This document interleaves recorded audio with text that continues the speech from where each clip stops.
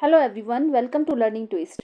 तो ये class 10 CBSE का चैप्टर द मिडनाइट विजिटर। तो ये जो दूसरी बुक है फुटप्रिंट विदाउट फीट, तो उसकी स्टोरी नंबर 3 है द मिडनाइट विजिटर। बाकी दो चैप्टर्स की जो स्टोरी है वो चैनल पर जा चुकी है, लिंक आपको मिल जाएगा उनका डिस्क्रिप्शन बॉक्स में। तो चलिए ये शुरू कर लेते हैं, देखते हैं इसमें क्या है। इसमें होता है एक ऑजिबल ऑजिबल अ सीक्रेट एजेंट, सॉरी ऑजिबल जो है वो एक सीक्रेट एजेंट है, स्पाई सीखे यानी कि जासूस जो होते हैं ना, वो है ऑजिबल। Is expecting to get a very important report, जिसको कि एक बहुत ही ज़रूरी रिपोर्ट मिलने वाली है, मिली या फिर मिली है। अनोदर सीक्रेट एजेंट, और दूसरा जो सीक्रेट एजेंट है एक और है, वो है मैक्स। ठीक है, कौन है? मैक्स।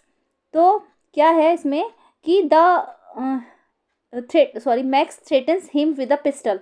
तो जो मैक्स है वो उसको पिस्टल से डराता है, उसको धमकी देता है, डिमांडिंग द रिपोर्ट, की वो रिपोर्ट जो है उसको दे दी जाए। डस ऑजिबल आउटविट हिम, क्या जो है ऑजिबल है उसको चौंका देगा या इसको चकमा देगा, चकमा देकर वहाँ से चला जाएगा या फिर रिपोर्ट जो है उसके हवाले कर देगा। ठीक है, तो दो इसमें सीक्रेट एजेंट्स होते हैं, कौन कौन से? ऑजिबल और मैक्स। ठीक है, तो देखेंगे कि क्या होता है, क्या वो उसको चकमा देगा ऑजिबल या फिर उसको वो रिपोर्ट पकड़ा देगा। चलिए शुरू कर लेते हैं।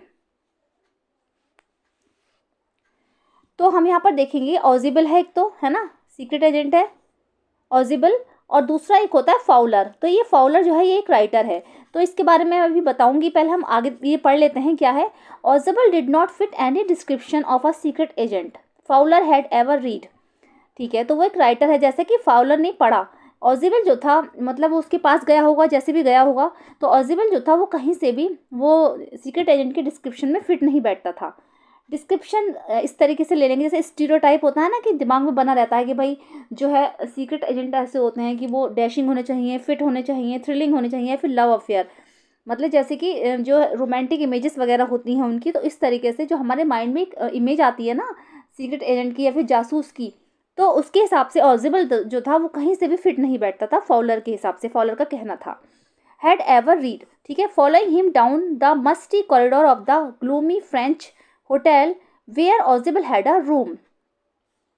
तो यानी कि फॉलोइंग हिम डाउन, तो जो फॉलोअर जो था वो ऑजिबल को फॉलो कर रहा था। ऑजिबल मतलब आगे आगे, जैसे ऑजिबल आगे आगे जा रहा होगा तो फॉलोअर इसके पीछे पीछे था, तो उसको फॉलो कर रहा था।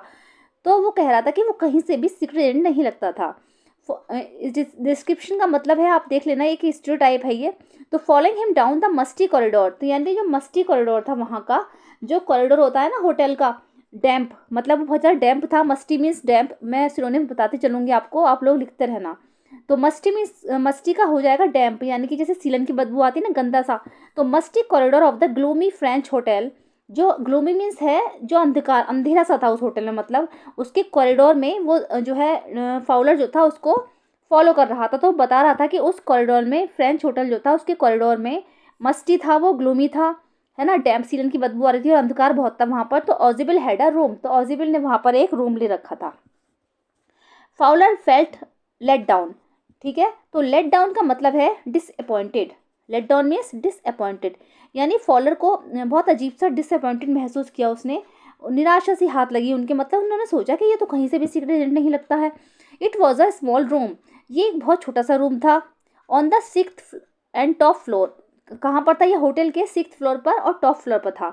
And scarcely a setting for a romantic adventure, और देखकर ऐसा लग रहा था कि मतलब जो वहाँ पर सेटिंग जो थी वो किसी भी रोमांटिक एडवेंचर की नहीं थी, जैसा लग रहा था देख के, बहुत ही अजीब सा माहौल था।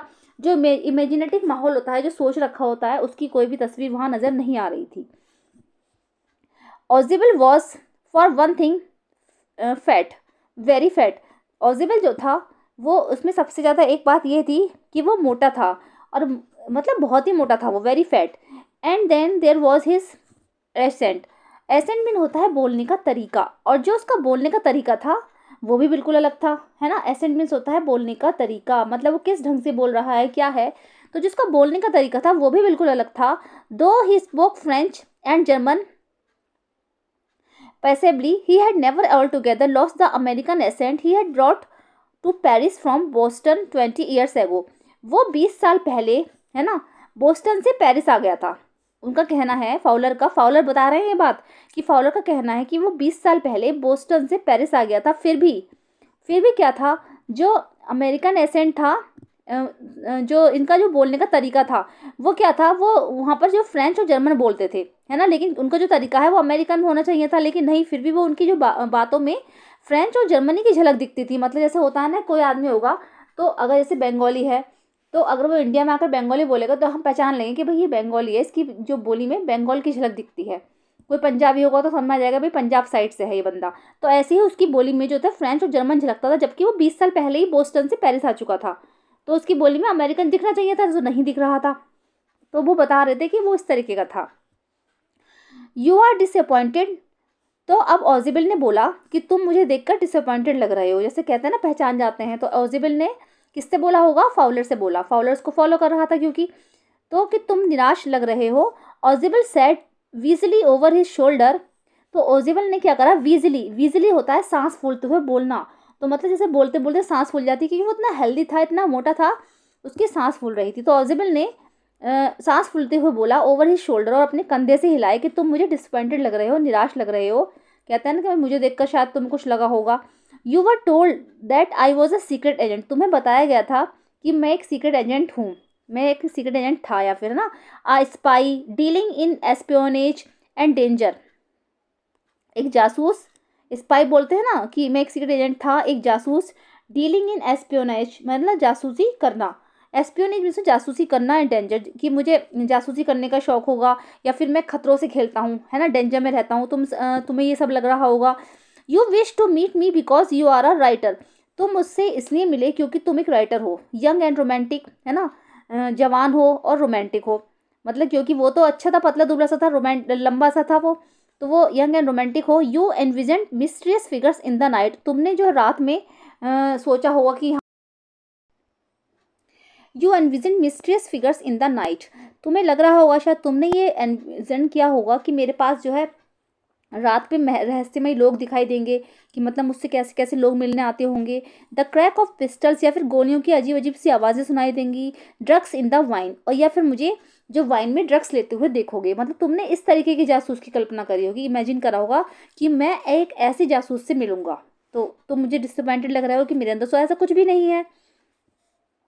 इंस्टेड, इसकी बजाय, you have a spent a dull evening in a French music hall with a sloppy fat man who. इसके अलावा तो तुम्हारे साथ ऐसा सब कुछ तो नहीं हुआ, इसके अलावा बल्कि क्या हुआ, तुम्हें एक डल इवनिंग, एक गंदी सी शाम जो है, एक फ्रेंच म्यूजिक हॉल में, मतलब जो अच्छा हॉल नहीं माना गया है, फ्रेंच म्यूजिक हॉल में with a sloppy fat man, एक मोटे से आदमी के साथ तुम्हें ये बितानी पड़ रही है evening. Instead of having messages slipped into his hand by dark eyed beauties, gets only a processing telephone call, making an appointment in his room. Instead of having messages slipped into his hand, मतलब तुमने सोचा होगा कि मैं messages इधर से उधर अपने हाथों में पकड़ाऊंगा, या तुम्हें कोई मैसेज पकड़ाऊंगा।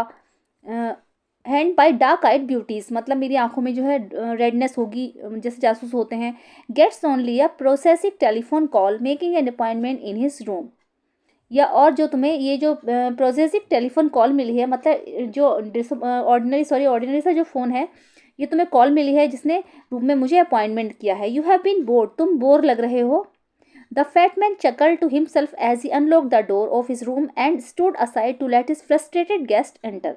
तो the fat man chuckle, chuckle का मतलब है लाफ्ट क्विकली, मतलब वो बहुत धीरे से हंसा, धीरे से उस अपने आप से हंसा। As he unlock the door, और उसने क्या करा, धीरे से जो दरवाज़ा था रूम का वो खोला। And stood aside to let his frustrated guest enter, और उसका जो साइड में वो फ्रस्ट्रेटेड गेस्ट खड़ा था, वो उसके साथ ही कमरे में प्रवेश उन दोनों ने किया।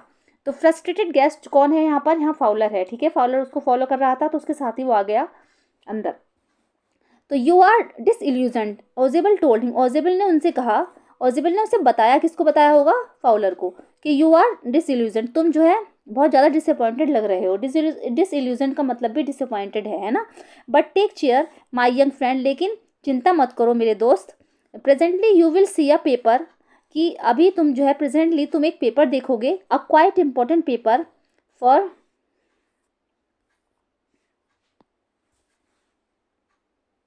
For which several man and women have risk their lifes. एक ऐसा इंपॉर्टेंट पेपर जिसके लिए कितने लोगों ने, कितने आदमी और कितनी औरतों ने अपनी जान की बाजी लगा दी। रिस्क देयर लाइफ्स, अपनी जान को मतलब जोखिम में डाल दिया। मतलब इतना ज़रूरी पेपर है, एक इम्पॉर्टेंट पेपर है। मतलब मेरे ऊपर ध्यान मत दो तुम कि जब मैं कैसा लग रहा हूँ, मैं स्लोपी हूँ, मैं स्लोपी फैट हूँ, मैं मोटा हूँ बहुत ज़्यादा, तो इस पर ध्यान मत दो कि तुम्हें जैसे जासूस की कल्पना करी थी मैं उसके बिल्कुल अपोजिट हूँ। लेकिन तुम्हें मैं एक ऐसी रिपोर्ट पकड़ाऊँगा जो कि जिसके लिए कितने आदमी और कितनी औरतों ने अपनी लाइफ्स को जोखिम में डाल दिया। कम टू मी, मेरे साथ आओ।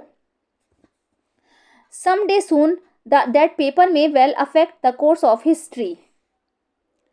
Okay, some day soon that paper may well affect the course of history. कुछ दिन बाद, ठीक है, सम डे सून का मतलब है कुछ दिन बाद, दैट पेपर, ये जो पेपर है, मे well affect the course of history, ये जो है एक इतिहास बन जाएगा, मतलब इतना प्रभावित करेगा ये पेपर, या एक ये ऐसी इंपॉर्टेंट रिपोर्ट है। In that thought is drama, क्या तुम्हें ये सब ड्रामा लग रहा है? इज देयर नॉट, या फिर नहीं? एज ही स्पोक, जैसे ही वो बोला, ऑजिबल close the door behind him, ऑजिबल ने जो उसके पीछे दरवाज़ा बंद कर दिया। Then he switched on the light, और उसने तब जल्दी से लाइट को ऑन किया। And as the light came on, और जैसे ही लाइट जली, Fowler had his first authentic thrill of the day, Fowler को उस दिन अपने दिन का जो है ऑथेंटिक थ्रिल मिला। उस दिन मतलब उसे बहुत अजीब सा, एकदम से चौंका देने वाला उसके साथ काम हुआ। For half way across the room, कमरे के आधे ही, मतलब आधे कमरे की साइड में, for half way across the room, आधा कमरा इन्होंने पार किया। जैसे दरवाज़ा खोल के हटते हैं ना, दरवाज़ा बंद किया, फिर लाइट जलाई, या जैसे ही लाइट जली तो वहाँ पर एक आदमी खड़ा था। A small automatic pistol in his hand stood a man, एक छोटी सी ऑटोमेटिक पिस्टल उसके हाथ में थी और एक आदमी जो है खड़ा था। देखो पिक्चर में दिख रहा है, ये जो मोटा वाला है ये ओजेल हो सकता है ना, जो है, और ओजिबल सॉरी हो सकता है, और ये जो है फाउलर है ना, लंबे से, ये फाउलर है, और ये जो आदमी है खड़ा है, ये ऑटोमेटिक पिस्टल लेके खड़ा है अपने हाथ में, ठीक है, ये कमरे के आधे कमरे में ही खड़ा है, ठीक है। ऑजिबल ब्लिंक्ड अ फ्यू टाइम्स, ऑजिबल जो है कुछ देर के लिए ब्लिंक हो गए, मतलब उनकी आंखें एकदम से टिमटिमाने लगी। मैक्स ही वीज्ड, फिर वो बोले मैक्स ही वीज्ड, मतलब फिर उन्होंने फूलती हुई सांस से बोला, you gave me quite a start, कि तुम ये काम कर सकते हो, मैं सोच रहा हूँ तुम ही हो ये। I thought you were in Berlin, लेकिन मैं सोच रहा हूँ कि तुम तो बर्लिन में थे। तो ठीक है, बर्लिन जो है वो कैपिटल है जर्मनी की, कि तुम तो वहाँ थे। What are you doing here in my room, तुम मेरे रूम में क्या कर रहे हो, ठीक है। चलिए, तो ये था इसका पार्ट 1। पार्ट 2 हम शुरू करेंगे नेक्स्ट वीडियो में। मिलते हैं नेक्स्ट वीडियो में, तब तक के लिए थैंक यू सो मच।